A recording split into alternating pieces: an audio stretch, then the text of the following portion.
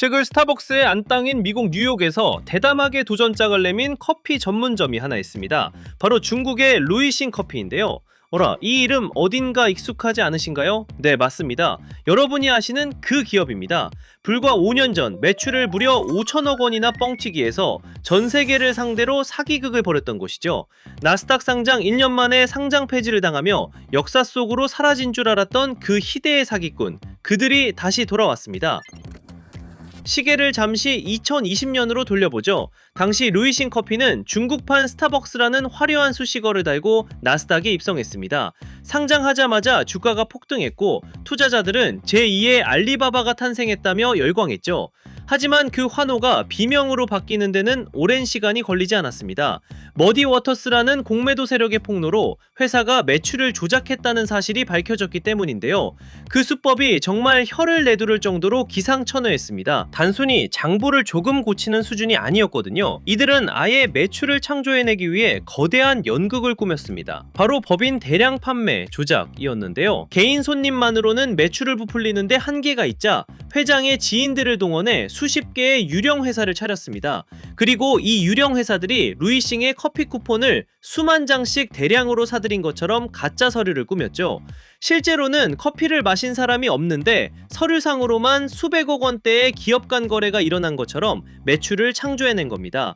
여기에 실제로는 무료 쿠폰을 뿌려 공짜로 준 커피조차 제값을 받고 판 것처럼 판매 단가까지 조작했습니다. 그리고 이렇게 만든 가짜 매출을 숨기기 위해 원재료 구매 비용까지 가짜로 적어넣어 장부에 앞뒤를 맞췄습니다. 이렇게 만들어진 가짜 매출이 2019년에만 최소 22억 위안, 우리 돈 4천억 원이 넘었습니다. 나스닥 상장 직후 주가를 띄우기 위해 전 세계 투자자들의 눈을 가리고 존재하지 않는 수천만 잔의 커피를 팔았다고 사기를 친 거죠. 결국 2020년 6월 루이싱 커피는 나스닥 역사상 가장 빠른 속도로 가장 불명예스럽게 퇴출당했습니다.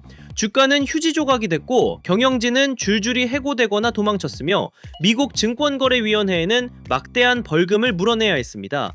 당시 모든 경제 전문가들은 루이싱 커피는 이제 끝났다. 다시는 이 브랜드를 볼 수 없을 것이라고 단언했습니다. 그런데 말입니다. 죽은 줄 알았던 그 좀비 기업이 관뚜껑을 박차고 나와 스타벅스의 안땅인 미국 뉴욕 한복판에 깃발을 꽂은 겁니다.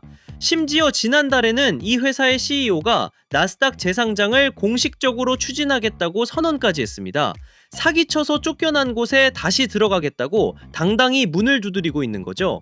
이게 재밌는 게 망해가던 회사가 어느새 장외시장에서 기업가치 대부분을 복구했고요. 나스닥에서 쫓겨날 당시 4천여 개였던 중국 매장은 현재 약 3만 개에 육박합니다. 중국 내에서는 이미 스타벅스를 압도적으로 제치고 시장 점유율 1위를 굳건히 하고 있죠. 도대체 지난 5년 동안 무슨 일이 있었던 걸까요? 단순히 커피를 싸게 팔아서? 아니면 중국인들의 애국 소비 덕분에? 당연히 그런 요인도 있겠지만 이것만으로는 설명이 부족합니다. 지옥에서 돌아온 루이싱 커피, 그들의 속내를 지금부터 해부해보겠습니다. 보통 기업이라면 상장 폐지에 수천억 벌금 폭탄을 맞으면 파산하는 게 순리입니다. 하지만 루이싱 커피는 끈질기게 살아남았습니다. 그 비결은 반성이 아니라 피 튀기는 내부 숙청이었습니다. 회사가 난파선이 되자 대주주였던 사모펀드는 가장 먼저 칼을 뽑아들었습니다. 회사를 살리려면 사기꾼 이미지의 원흉인 창업자 루정야오 회장을 잘라내야 한다고 판단한 거죠. 당연히 창업자는 반발했고 이사회를 장악하기 위한 경영권 분쟁이 벌어졌습니다. 결과는 자본의 승리였습니다. 아버지가 만든 회사에서 아버지가 쫓겨나는 비정한 결말이었지만 역설적으로 이 폐륜에 가까운 결단이 루이싱을 살리는 신의 한 수가 되었습니다. 새롭게 키를 잡은 경영진은 회사를 철저한 돈 버는 기계로 개조하기 시작했습니다.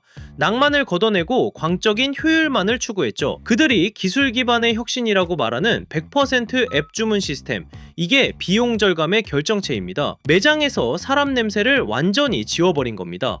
주문받는 알바생도 앉아서 쉴 의자도 감성적인 인테리어도 싹 다 치워버렸습니다. 오직 커피를 찍어내는 기계와 포장하는 직원만 남겨둔 채 매장을 커피 공장으로 만들어버린 거죠. 쉽게 말하면 카페인 배급소 정도라고 할 수 있을까요? 아무튼 이 방식이 중국과 딱 맞아떨어졌는지 결과는 대성공이었습니다. 사기쳐서 망한 회사가 창업자를 쫓아내고 내고 매장에 군더더기를 도려낸 뒤 오직 가격과 효율로 무장해 중국 대륙을 완전히 삼켜버린 겁니다. 이렇게 안방을 평정한 루이싱 커피, 그들의 다음 타깃은 누구일까요? 바로 느긋하게 1등 자리에 앉아있던 스타벅스겠죠? 자, 중국에서는 이미 스타벅스를 압도했습니다. 하지만 무대를 미국으로 옮기면 얘기는 달라지겠죠? 냉정하게 말해서 미국 땅에서 스타벅스는 여전히 난공불락의 요새입니다. 미국에 스타벅스 매장이 몇 개나 있는지 혹시 아시나요? 무려 16,000개가 넘습니다. 골목마다, 쇼핑몰마다, 고속도로 휴게소마다 있는 게 스타벅스죠. 반면 이제 막 뉴욕에 깃발을 꽂은 루이싱 커피는 매장 수로 따지면 비교조차 민망한 수준입니다.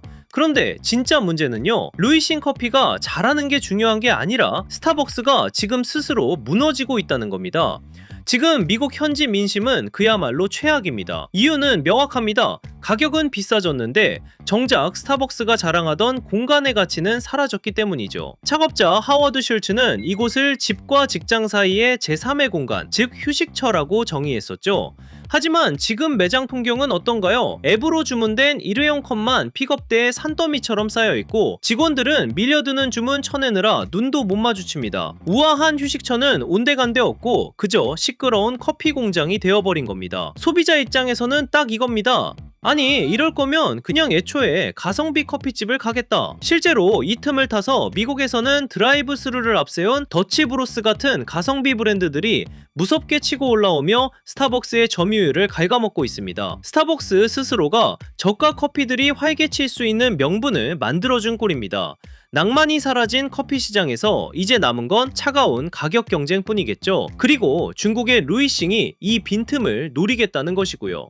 자, 정리해보겠습니다. 우리는 지금 지옥에서 돌아온 루이싱 커피가 어떻게 중국 대륙을 삼키고 이제는 미국까지 넘볼 수 있었는지 그 과정을 지켜봤습니다. 겉으로만 보면 화려한 부활 드라마 같죠? 하지만 이들이 넘어야 할 산은 여전히 에베레스트만큼이나 높고 험난합니다. 가장 먼저 마주할 거대한 장벽은 역시 주홍글씨, 상장 폐지 기업이라는 꼬리표겠죠. 경영진을 싹 물갈이하고 시스템을 뜯어 고쳤다고는 하지만 한 번 깨진 신뢰라는 그릇을 다시 붙이는 건 쉬운 일이 아닙니다. 당장 나스닥 재상장 소식이 들리자마자 월가 일각에서는 싸늘한 반응이 나오고 있거든요. 만약 앞으로의 재무제표에서 단 1원이라도 의심스러운 부분이 발견된다면 시장은 두 번 다시 그들에게 기회를 주지 않을 겁니다. 이번에는 실수가 용납되지 않는 말 그대로 외줄타기를 하는 셈입니다. 더 현실적이고 치명적인 리스크는 바로 지정학적 지뢰밭입니다. 루이싱 커피의 성공 방정식 핵심은 100% 앱 기반 주문인데요. 그런데 이 장점이 미국 시장에서는 치명적인 약점이 될 수도 있습니다. 최근 미국 정부가 중국 플랫폼 기업들을 어떻게 대하고 있는지 보셨을 겁니다. 개인정보 유출과 국가 안보를 이유로 강력한 제재를 가하고 있죠. 루이싱의 앱은 고객의 위치, 소비 패턴 등 방대한 데이터를 수집합니다. 과연 미국 정부가 중국 기업에게 자국민의 데이터를 순순히 넘겨줄까요? 커피 마시려다 내 정보가 털리는 것 아니냐는 의심이 퍼지는 순간 그들이 자랑하는 기술은 순식간에 무용지물이 될 수 있습니다. 수익성 문제도 짚고 넘어가야 합니다. 중국은 인건비가 저렴하기 때문에 박리담의 전략이 통했습니다. 하지만 미국은 다릅니다. 뉴욕 맨해튼의 살인적인 임대료와 인건비를 감당하면서 과연 2~3달러짜리 커피를 팔아 이익을 남길 수 있을까요? 루이싱이 초반에는 적자를 감수하고 공세를 펼치겠지만 그 출혈 경쟁을 언제까지 버틸 수 있을지는 미지수입니다. 하지만 중국이 이런 전략을 한두 번 펼치는 게 아닐 테니 분명 미국 입장에서는 맘 놓고만 있을 순 없을 겁니다. 어쨌든 소비자 입장에서는 나쁠 게 없습니다. 독점 기업이 긴장해서 서비스가 좋아지든 저가 공세 덕분에 커피값이 내려가든 우리에겐 새로운 대안이 생기는 셈이니까요. 과연 루이싱 커피가 스타벅스의 가격 거품을 빼는 매기가 될 수 있을지 앞으로의 행보를 흥미롭게 지켜봐야겠습니다. 오늘 5분 경제는 여기까지입니다. 안녕히 계세요.